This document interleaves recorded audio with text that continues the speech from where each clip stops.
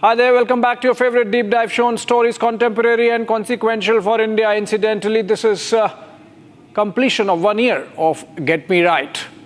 This week, I picked three. One, a recap of how Bangladesh has turned into a bastion for anti-India forces since the government of Sheikh Hasina was deposed this same week last year, and how India has responded.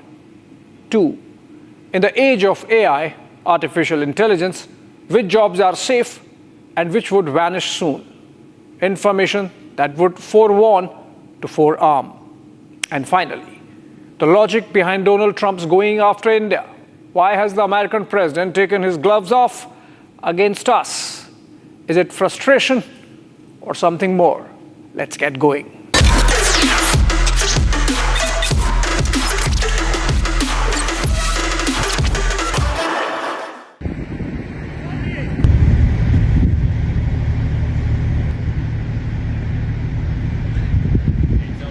A US Navy F-35 jet crashed near the Lemoore Air Force Station in Kings County, California, Thursday morning. You might wonder, what's the connection with a crashed American F-35 and Trump's tariff war on India? Let me explain. Another F-35 was the center of a meme fest in India when one belonging to the British Royal Air Force made an emergency landing last month in Thiruvananthapuram of Kerala and got stuck there. Both the British and the Americans struggled for a month before the bird could fly back last week.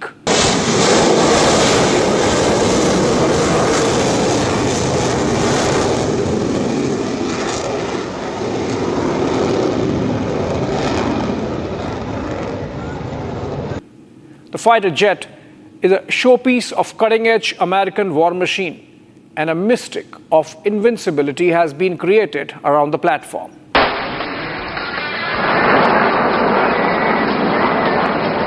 US President Donald Trump had made an offer for the same to Prime Minister Modi during his February visit to Washington, D.C.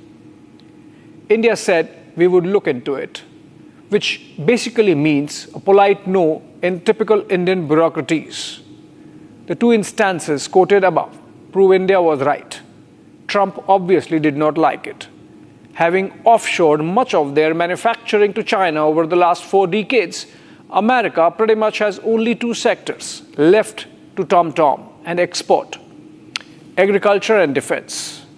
After all, how many apples you can export? So obviously, defense and connected military-industrial complex become the biggest trade chip for Donald Trump to push, possessed as he is with correcting the trade imbalance with the rest of the world. In the month of May, 2 US Navy fighter jets, FA-18 Hornets, fell off the aircraft carriers they were on while deployed in the Red Sea in a span of just 8 days. On the civil aviation side, there have been 60 deadly air crashes in the United States till the month of May alone, leading to the death of 188 persons. The big one was in Washington, D.C., where a military helicopter collided with a descending passenger airliner, killing all 64 on board. 2025 is proving to be the worst year in terms of aviation safety in the United States of America. The point I'm making is that America is a nation under stress. This might sound like pop sociology, but this high rate of air accidents is evidence of fraying nerves of the American society. It is dealing with a China breathing down its neck and struggling with a multipolar world that is increasingly slipping out of its control. It is in this backdrop that Donald Trump is waging his tariff war. His fusillade against India on Thursday seemed very personal. 4 times he railed against us in a single working day.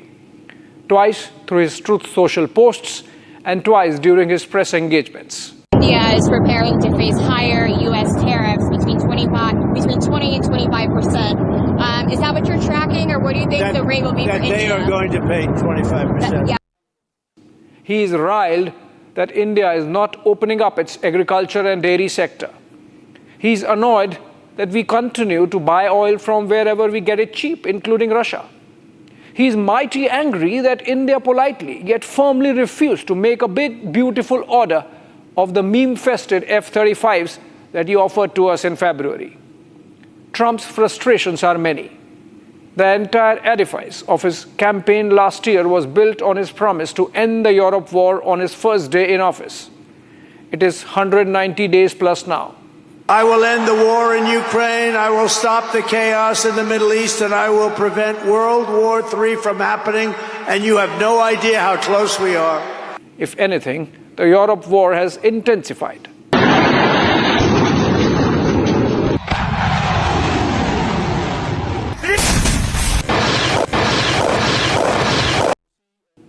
In earlier episodes, we have captured how Trump has swung from calling Putin a reasonable friend to a knee-jerk, I hate him. And it's not just Putin of Russia. Despite all the insults heaped on him at the White House, Zelensky of Ukraine has proved to be a tough nut as well. He escalated his war a month ago on the eve of a Trump phone call with Putin, sending a message Trump could only control a White House roast, not the war on the ground. Donald Trump first announced with some bluster a high tariff of 130% on China. The figure now languishes somewhere between 15 and 30%, with no clarity on whether Xi Jinping would oblige by not retaliating. Trump has been cowering since and seeking a summit with the Chinese dictator. In an example of how brainless the tariff war is turning out to be, Brazil has been slapped 50 to 90% tariffs despite the United States having a trade surplus with them. Coming back to India, the Thursday tantrum came despite trade deal talks still on between both the sides. The timing perhaps something to do with the Operation Sindoor debate in Parliament. There is no linkage of trade. There was no linkage of trade in any of those conversations. And there was no cost between Prime Minister and President Trump. The fact that both Prime Minister Modi and External Affairs Minister Jaishankar made it amply clear that nobody had any role in the India-Pakistan ceasefire must have riled the American president, who has made it the leitmotif of his life to claim credit for stopping the standoff in South Asia. Trump seems hell-bent on rocking the boat of India-US ties. The hesitations of history are returning with a sense of déjà vu. Like Kennedy and Dean Rusk tried to take India in a pincer over China, or Nixon Kissinger pivoted to Pakistan for their larger Beijing policy. So it seems Trump is now falling over Pakistan, frustrated by India's refusal to play his game. Trump is forcing India to take a side, something India has not done historically since 1947. We have withstood tremendous pressures, including from the Americans, and in much dire times, when we lived from ship to mouth for food, when we had not enough to feed and clothe our population. So it's unlikely it is going to happen at this stage, when we are the fourth largest economy and raring to go as a nation and society. Those who know Prime Minister Modi know that he shines when the tide is against him. That the last thing you can get out of him is to make him compromise under pressure. Trump's going bonkers is just an expression of that realization. Ultimately, it is for America to decide. After having sucked with a straw $30 billion and more over the last 2 decades alone for providing its services in Afghanistan, if Pakistan could still harbor Osama bin Laden, if after overseeing so many American soldiers getting killed in the Afghan theater with double games that it played with Taliban, Pakistan can still harbor maximum number of UN-designated terror organizations and still get a helping hand from the United States. God bless America. We can take care of ourselves. Moving on to the next one. This coming week marks 1 year of the July uprising, as it is called in Bangladesh, which led to the downfall of the democratically elected Sheikh Hasina government and the plunking of American-backed regime of Muhammad Yunus in Dhaka. A government that has become a national security challenge for New Delhi. A government that is viscerally anti-India. A government that is peopled with those who fancy breaking up of India for a greater Bangladesh. those who think that India's northeast is dependent on them for its survival. What seemed like an organic student protest to begin with turned out to be a coup, a well-planned conspiracy using the facade of students. Just to jog the memory, listen to Yunus in his own words. He is known as to be the brain behind the whole revolution. So he denies it repeatedly. He said, not me, many others. But that's how he is recognized, that he's the brain behind the whole thing. This was in New York, where Yunus was genuflecting before his benefactors. Now let's listen to one of his statements over the last year, which reflects his true mind on India. 7 states of India, eastern part of India, called 7 Sisters. They are landlocked country, landlocked region of India. They have no way to reach out to the ocean. We are the only guardian of the ocean. His advisor, Mahfouz Alam, in a now deleted Facebook post, called for the annexing of parts of India's northeast to form Greater Bangladesh. Yunus has followed his anti-India mindset with actions. Just a look at the list of those he has got released from jails. Jashimuddin Rahmani, head of Al-Qaeda affiliate Ansarul Bangla team or ABT, was released in the first month of the coup itself. He was convicted of various crimes detrimental to peace and security of Bangladesh, and since his release has spewed venom against India, including talking of training jihadis for Jammu and Kashmir and Khalistan. Then there is Ikramul Haq, alias Abu Talha, also of ABT. He escaped from a high-security prison in Dhaka on the first day of the unrest. He was self-styled India operations head of ABT and was arrested for planning terror modules in India's northeast in coordination with the Lashkar-e-Taiba. He has not been rearrested since his escape. The Yunus regime also let go of Lutfuzzama Babar, a BNP politician who was on death row in connection with the Chittagong Armory case, in which 10 trucks carrying arms haul for the northeast insurgents affiliated to ULFA were intercepted in 2004. Babar was junior home minister in the then Khaleda government and was suspected of facilitating the arms transfer in cahoots with ISI of Pakistan. Another BNP leader, Abdus Salam Pintu, known for harboring Pakistan-based Harkatul Jihad-e-Islami terrorists active in Kashmir and helping them train in Bangladesh, was also released in February this year. Pintu was involved in terror financing and radicalization of youth in Bangladesh. The man wanted to bleed India, and Yunus set him free. Extremists are thriving. Anti-India elements are stronger than ever in Bangladesh. This was a fear with security agencies. It has come true substantially. A Pakistan-trained terrorist, Javed Munshi, was apprehended from India-Bangladesh border in Assam while trying to infiltrate as part of a larger design to organize sleeper cells across India's east and northeast. This has been a pattern. Islamist elements have got a new lease of life. It is tragic that Indian blood and arms went into the making of Bangladesh, and all has been forgotten. The new set of politicians in power and rewriting the 1972 Constitution, which might be revealed on August 5. The legacy of Sheikh Mujibur Rahman has been scrubbed clean, including destruction of his multiple residences and museums.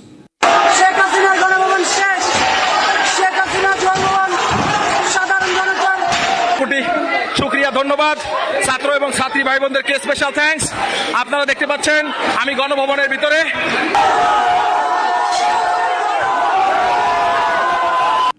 Just last month, the ancestral home of Nobel laureate Rabindranath Tagore in Sirajganj district of Bangladesh was vandalized by a mob. Yunus has lifted ban on the Jamaat-e-Islami. This is the same Jamaat which had opposed tooth and nail Bangladesh's independence from Pakistan. Jamaat cadres had fought alongside Pakistan army soldiers, butchering, maiming, raping and killing fellow citizens. Now they control the government, substantially if not fully. Hizb ut-Tahrir, an Al-Qaeda affiliate organization banned around the world, including in Bangladesh, had the temerity to hold a massive public rally for caliphate in March this year. Nasimul Ghani, One of the founders of HUT in Bangladesh was even appointed Home Secretary, thus exposing the full collusion between Yunus and anti-India forces. And then there is the issue of targeting of minorities, specifically the Hindus. Last 1 year has seen atrocious violations of their human rights. According to the Bangladesh Buddhist Hindu Christian Unity Council, an umbrella minorities organization, in the first fortnight alone, over 2,000 incidents of targeting of Hindus took place, including desecration of 69 temples. ISKCON leader Chinmoy Krishna Prabhu Das remains incarcerated in jail for over 8 months now. Mamunul Haq, leader of Hefazat-e-Islam, an amalgam of Islamist forces, asked Hindus to be deported from Bangladesh just this week. And last week, while Pakistan's Home Minister was visiting Dhaka, Bangladesh decided to allow those Pakistanis holding diplomatic and official passports visa-free entry. Obviously, that includes all army officers and ISI operatives. In fact, ISI Chief General Asim Malik, who is now Pakistan's NSA also, visited Dhaka in January this year, and reports suggest groundwork was laid to activate ISI presence in Bangladesh's border areas with India, particularly with the northeast. It's a grim picture. These are images from this week of a plane crash in Dhaka. The military plane crash-landed into a college building, resulting in the death of 19 and hundreds injured. As Bangladeshi authorities scrambled, it became clear they were not up to the task of handling the crisis, particularly on the medical front, with those injured suffering severe burns. India immediately came into action like a good neighbor and a first responder in any time of crisis. We sent in a team of doctors with supplies to assist the injured in Dhaka. You know why this narration is important? India came to the rescue of citizens of Bangladesh in their time of distress, despite a rabid anti-India sentiment being spread by the Yunus regime since it has come to power last year. Hopefully, better sense would prevail. On to the third and final segment. I actually mean that. I don't like the name artificial anything, because it's not artificial, it's genius. It's pure genius. Last week, I brought to you an aspect of artificial intelligence, its ideological position, and the impact this was having on geopolitics of the day. Trump had released America's first AI mission document and called for AI to be nationalist, not woke, not Marxist, confirming with his mega theme, Make America Great Again. This week, another aspect of AI made waves, if not directly in the headlines, then the force behind the headlines. In India, the information technology behemoth, TCS, or the Tata Consultancy Services, announced it was restructuring its workforce to reflect the new AI realities. TCS would retrench 2% of its mid-career level employees, or 12,000 engineers, as part of the exercise. There was a parallel headline in the same day newspapers of GCCs, Global Capacity Centers, hiring big time with double-digit growth in their businesses. GCCs are like back-end offices of multinational corporations, which were earlier clients of the likes of TCS and Infosys. Over a period of time, a couple of decades actually, they realized why pay these Indian IT companies if they could themselves set up their back-end offices in India, dipping into our IT talent pool. The result is for all to see. The TCSs and the Infosys and the HCL and other Indian IT companies are paying the price of not rising up the software food chain. The AI disruption has caught up with their complacence and is leading to this belated belt tightening. The concept itself is not new. Some of the early big tech companies of the United States, like the Texas Instruments, set up their own back offices in India way back in the 1990s. JP Morgan Chase, that set up its GCC in 2018 with about 20,000 workforce, now employs 55,000, roughly 1/10 of TCS. The trend has caught up big time, with the country now hosting about 1,600 of them with an annual turnover of $60 billion plus. A substantial part, if not all of this business, is what the TCS and Infosys and the HCL and others would have lauded over. That still does not mean the sector and other jobs in other professions are not under the AI cloud. This week also saw a release by Microsoft of a report on the impact of artificial intelligence on how employment is set to change going forward. Those among you watching, if you are a student or a lawyer or a painter or a teacher, this is useful information to arm yourself for the market at any level of your career. The Microsoft report lists 40 jobs that would face lesser prospects and 40 that would weather the impact and might be called AI-proof in terms of job security. Let's focus on the jobs that are set to lose their sheen first. And if you are in those professions, beware. The job of translators and interpreters tops the charts and is in the most danger of going extinct. If you want to know exactly how, take a look at this clip.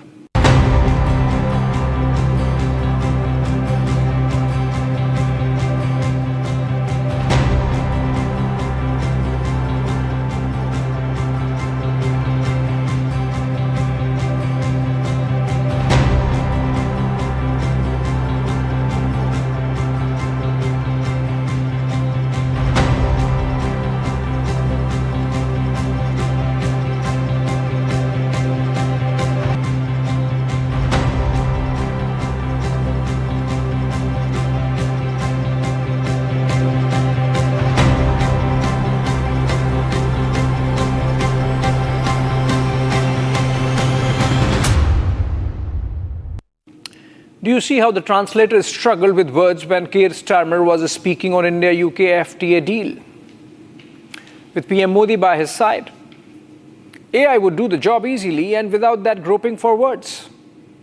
You can effectively learn multiple languages as a hobby, but not to pick a profession.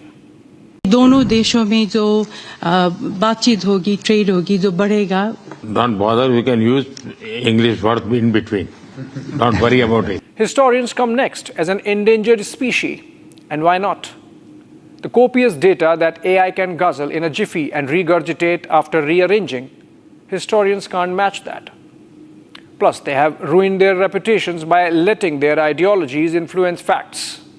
For decades, or perhaps more than a century now, these eminent historians have not been able to give a reasonable evidence of the Aryan migration theory, for example. The debate remains hot. If you're going to write tomes justifying Aurangzeb as a pious, benevolent dictator, then you are sure losing your job in the world of AI. Writers, journalists, editors come next. In fact, there's a pattern. Those at the lower end of the value addition in the intellectual pyramid, data scientists, accounting clerks, web developers, market research analysts, they are all going to face redundancies. Now let's look at jobs that would survive this AI juggernaut. Godfather of AI, Geoffrey Hinton, has said earlier that the only safe job in the world of AI, perhaps, is that of a plumber.